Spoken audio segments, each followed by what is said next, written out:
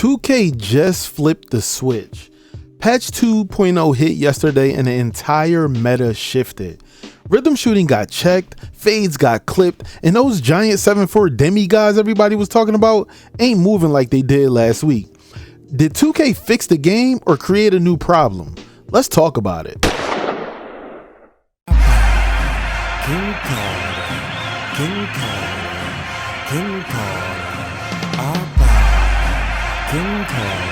Before we get into the nitty gritty, let me give you the official patch notes. 2K said that they reduced ghost contests and they made pull-up fades harder. Season 2 setup is in here too, plus a few input changes for alley-oops depending on the mode. I'll link all the sources in the description, but that's the paper trail that we're working from. And if I'm being honest with you, all of the things that I've seen about this new patch, because of course this is what 2K does.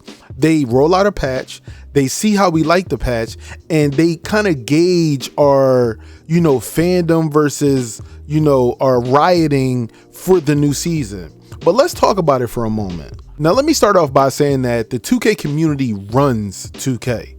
No matter what anybody thinks, it's not just about the content creators. It's not just about Reddit. It's more than that. It's everyone's input on the game. So let's talk about the rollback of rhythm shooting. Yes, Mike Wang and the 2K team tried to roll out the whole new rhythm shooting, input where you can slow down a release or speed up the release of your jump shot. But guess what it brought back? It brought back that hitch, the hitch that no one liked, the hitch that 2K had to put a patch in to fix the first time. Now, when the patch officially came out, everybody was in a dumpster fire, and we'll talk about that a little bit later. But guess what got patched immediately? I'm talking about within less than 24 hours. That goddamn rhythm shooting. Also, just to check the community, this is what 2K did. For every other player on the court that's not the shooter, they changed what is actually shown on the shot feedback timing. They don't have excellent, they don't have the tempo and the timing. It's only tempo from here on out. So for all the rhythm shooters, yes, you can still rhythm shoot. And now the people that you are playing against and the people that you are playing with only see your tempo. So they'll see it slightly early, a slightly late, rushed, whatever the case may be. They'll see that, but they won't see your timing, because the biggest complaint that everybody was having about 2K and rhythm shooting is that they're not greening both timings. So guess what? To appease the masses without even really changing anything, they just took the timing away. And now all that you see is when they green their tempo. How do you feel about that? So let's address the biggest elephant in the room. Let's talk about bump steals for a moment. Now, of course, 2K named it Blitz steals in the actual 2K patch notes, but don't you feel like anybody can get a steal now? Because passing lanes and bump steals are like the new villain of the week. Every single lockdown that I've talked to are all saying lockdowns are back. Lockdowns are back. We finally here. This is our time. But it's also a ton of posts out there saying it's too easy to rip without elite ratings. I've seen people get 3 steals with a 25 rating. I've seen people get 6 steals with a 60 rating. I've seen people get 9 steals with a 80 steal rating. And all is because of the blitzing, aka the bump steals. I've been a proponent to take away bump steals for years. I wanted 2K to really figure out defense and figure out their input so that we can actually press square, we can actually flick the analog right or left to use whatever hand to pluck an actual player. But 2K has yet to fix that, and they keep relying on bump steals. And I'm just gonna go ahead and say it, man. Every creator that I've ran across, they really don't like it because they say it takes no skills. All you have to do is run up to a player and your knee will make a player lose the ball. But the biggest thing that is not being said is where are the kickball violations? If the ball hits off my foot, if the ball hits off my calf, if the ball hits off my shin, if the ball hits off my knee, if my leg touches the ball whatsoever, where is the kickball?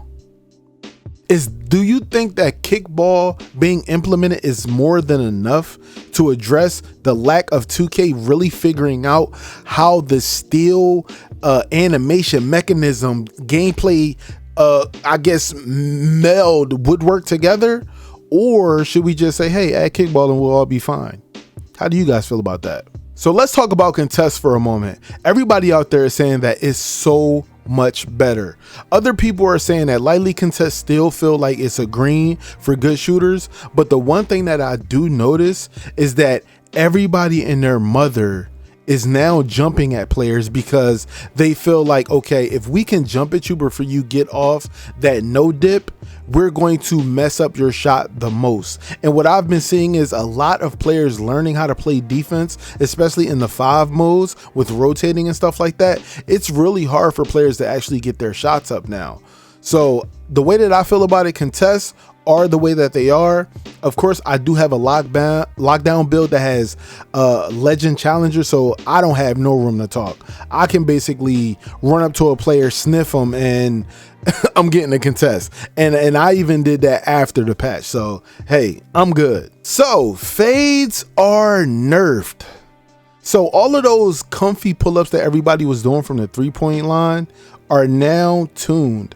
Not only was it already hard when the tempo shooting had gotten broken, but even people who get those fades off with square are saying that it's so much harder now. So the running right and left, the using the multiple escapes, not wasting too much adrenaline to get those fades off from the 3-point line are extremely hard. But there's one thing that I've been hearing through the grapevine is that the midi fades are still a good option. So for all you players out there that live and die by the 3, you may have to learn how to quick stop and shoot and then use those midi fades when you just need a quick and guaranteed bucket. So big message to all of my 7-4 builds out there. A lot of creators are really singing the RIP song. The patch didn't necessarily delete them, but the free wins are gone. Every 7-4 that I've come up against is basically not doing what they used to. They're not fading, of course. They're not moving the way that they used to. They feel like they're in more of a sandbox type of vibe. And I'm guessing that's because 2K decided to actually take out certain dribble moves and certain packages that bigs could actually get. And I'm not sure if it's just me, but the consensus is that the game feels slower. But when I'm running with my lock or my 6'4", I don't feel slow. So maybe as a big, you're just actually feeling the way that you should have felt when the game first dropped. Slow down, buddy. So let's talk about the biggest winners of this new patch. Balanced guards and wings who can mix catch and shoot with on-ball drives and less free fades with more skill gap, they're one of the winners from this. Also, defenders with real contest tools like hands up, jumping on time, and of course the benefit of the ghost contest reduction, they actually are winners as well, because when you have gold challenger or higher with higher wingspan, and of course, you need your agility and you need your speed out there, you have the best chance at defending these jump shots. So now that these locks and stuff don't have to deal with fading every single play, that kind of levels the playing field. Now, the biggest losers, of course, is going to be fade spammers and pure rhythm shooters. The training wheels are finally taking off, and now it's time for everyone to learn how to play 2K again. And I have a message for all of y'all. Don't go out and create a brand new build just because of this patch, because we've already seen 2K just reverted the whole entire rhythm shooting mechanic with changing the way that things go to just reverting it back to how smooth it felt. So we don't know if this entire patch is going to get reverted or some of the main criteria from it, but I would say do not create a new build just yet. Also, all of you one-dimensional 7-4s out there built to only abuse mismatches, you're still playable, but you are not as OP as you used to be.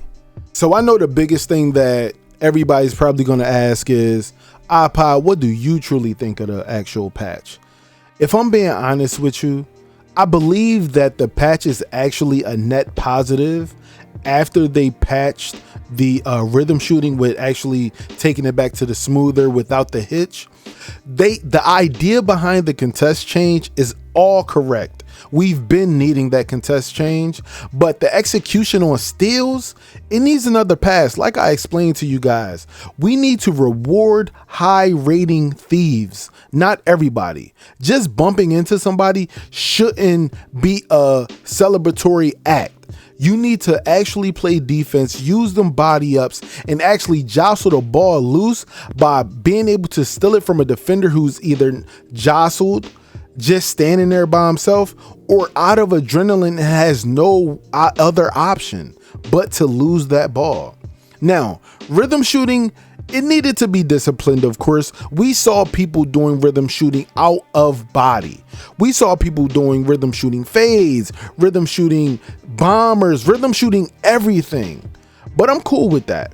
Now, if they nudge the contest coverage consistency and tone down low rating lane steals, season 2 could be a sweet spot. Now, what I mean by that is I have a 62 steal on my 6'4", but I be in them lanes, and it's all because of that interceptor on bronze. I don't even bump up the interceptor using a max +1 or 2. I just have it on bronze and I still be in them lanes. So my biggest thing is, if we're going to say you need high perimeter defense and high steal to be an elite defender, then a person who is elite at passing, elite at shooting, elite at rebounding, elite at finishing can't be elite at defense. It's just too much on the board. And for all of my min-maxers out there who think that you only need this, to do that, I could tell you right now, I have a lockdown with 99 perimeter and 94 steal, and I promise you to God, I move like a demon out there. The way that those guards move on the offensive end is how my lockdown moves on the defensive end. So I will say that there are two sides to the coin, but you can't just flip that switch. You can't be an elite 6'3" offensive guard and be able to flip a switch and be an elite defender at the same time. It's damn near impossible. But for my two ways out there that create the right build, whether you're a little bit heavier, a little bit faster, and a little bit, you put them actual cat breakers into that build the right way, you might be able to do both. But for all you 6'3s out there and you're still only max out at the 73 and perimeter only max out at the 85, I don't know how you do that. You're done. You're cooked. So now that we're coming up to the end of the video, I want to know, what's the one change you still want 2K to make before season 2? Is it steals? Is it contest windows? Drop your fix below. I'm reading everything for the follow-up video, of course. So let me know what you guys think. Also, subscribe if you rock with real gameplay talk over Rage Bait. I'll lab badges and settings for season 2 and post the best builds after the next hot fix. Now, of course, y'all already know how I play. My 6'4" build is a do-it-all. My lock, crazy 6'7", and my 7'1" center is a stretch that can actually rebound and play the back end. And I'm happy with this so far. So I don't need to create any new build for season 2, but I'll let you guys know what you may need to tweak in your max +1s to 2s when season 2 starts. King Carter.